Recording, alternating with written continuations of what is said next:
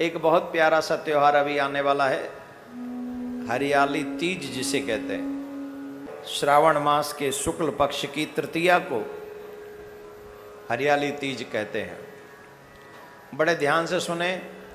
जिन कन्याओं के विवाहों में बाधा पड़ती है, काफ़ी कन्याएं या उनकी माताएं या उनके पिता ये बात कहते हैं कि हमारे कन्या के लिए हमने बहुत सारा प्रयास किया है, लेकिन उन्हें वर नहीं मिल रहा,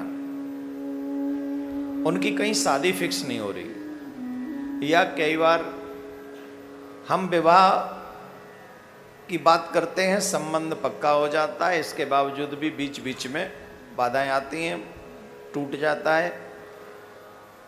तो जिनको ये लगता है कि हमारी बच्ची का विवाह, उसमें अड़चन आ रही है, ऐसे लोगों को अपनी बच्चियों को, उन कन्याओं को प्रेरित करना चाहिए और उन्हें प्रेरित करके हरियाली तीज का व्रत कराना चाहिए। जो इस तृतीया का व्रत करते हैं, श्रावण मास की इस तृतीया को जो हरियाली तीज कहते हैं हमारे ब्रज में, इसका व्रत करने पर विवाह में आने वाली सारी बाधाएं समाप्त हो जाती हैं। ये व्रत थोड़ा कठिन है, निर्जला व्रत रखना चाहिए इसको। उस दिन पूरे दिन जल भी ग्रहण नहीं करना। अब जिंदगी भर के लिए पति अच्छा मिले, उसके लिए एक दिन जल मत पियो और क्या करोगे भाई। पति अच्छा पीने वाला ही मिल जाए तो वैसे ही दुखी हो जाओगे, तो उससे तो बढ़िया है कि एक दिन जल न पी के हम ये व्रत करें और पूरे मनोरथ के साथ ये व्रत करें, इस भाव के साथ व्रत करें कि हमें घर अच्छा मिले, वर अच्छा मिले। तो इस व्रत का एक फल है, और फल ये है, जो भी कन्या इस तीज के व्रत को करती है, उससे अच्छा घर और अच्छा वर मिलता है। और यही व्रत सुहागिनों को भी करना चाहिए। सुहागिनों को उस दिन, हरियाली तीज वाले दिन, हरी साड़ी पहननी चाहिए, हरी चूड़ी पहननी चाहिए कांच की, और 16 श्रृंगार करके निर्जल व्रत उनको भी रखना चाहिए। इस कार्य से एक बहुत विशेष कार्य की उपलब्धि ये होती है कि जिन पतियों को ये समस्या है कि उनका कार्य आगे नहीं बढ़ रहा, प्रोग्रेस नहीं हो रहा, उनका बिजनेस आगे नहीं बढ़ रहा, पदोन्नति नहीं हो रही, अगर देवियां इस हरियाली तीज के व्रत को करें तो उनके पति को दीर्घायु प्राप्त होती है और उनके बिजनेस में प्रॉफिट होता है, उनके स्वास्थ्य में सुधार होता है। इसलिए सुहागिन देवियों को भी अपने पति के मंगल के लिए हरियाली तीज का व्रत करना चाहिए। एक विशेष बात ध्यान रखें, इस हरियाली तीज वाले दिन प्रत्येक सुहागिन को मां पार्वती के लिए सुहाग के सारे जो सामग्री होती है सुहाग की, वो अर्पण करनी चाहिए। हरी चूड़ियां अर्पण करे, हरी साड़ी अर्पण करे, मेहंदी अर्पण करे, सिंदूर अर्पण करे, काजल अर्पण करे, लाली, कुमकुम, ये अर्पण करना चाहिए। पायल, बिछुए, जो आपकी सामर्थ्य के अनुसार कार्य कर सकें। सुहाग के जो चिन्ह हैं उनको हरियाली तीज की शाम को मां पार्वती को अर्पण करना चाहिए, और हरियाली व्रत जो है उस व्रत की कथा सुननी चाहिए। अब अगर इसमें मैं शॉर्ट में कहूँ, ये इतना महत्वपूर्ण क्यों है? ये इसलिए इतना महत्वपूर्ण है कि इसी हरियाली तीज के दिन मां पार्वती को भोलेनाथ ने उनका पति बनकर उनको प्राप्त होंगे ऐसा वरदान दिया था।